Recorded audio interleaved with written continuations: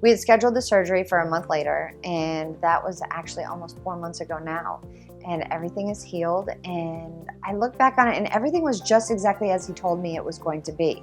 And went in, and he had to wrestle a little bit with a couple of vessels that didn't want to let go, but hardly shaved any of my head. He was very conservative. He took it into consideration the fact that I'm a girl, and that's a major concern for me. Is like, granted, the brain tumor is the main concern, but then as part of the healing process, you want to make sure, how are you going to look? How's it going to feel? Because as a person, you still have to live your life after this. And I had questions in the middle of the night, and my mom, who came in from Michigan, stayed for 5 weeks to take care of me. She would text and call in the middle of the night if even something simple, was going on, and they were right there.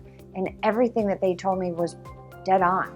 Anytime I needed them, anytime I had any questions, it was right there. I put myself in that protective bubble, and I'm going to be okay. I'm going to be just fine. And I think I did that for my parents and for my family so that they wouldn't be so scared.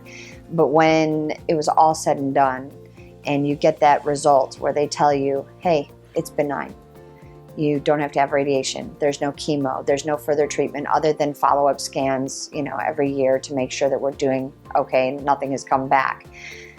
When that hits you, that's the emotional breakdown, because then you really realize what it could have been. There's no pain. There's no headache. There's no, nothing. I can tell you I do knock on my head in one part and it feels a little hollow as far as knocking on the other part, and it still feels solid, but my dad will tell you that that's probably been there all along. So, it's, no, I'm myself. I feel the same pocket full of crazy I was before. I'm right there right now.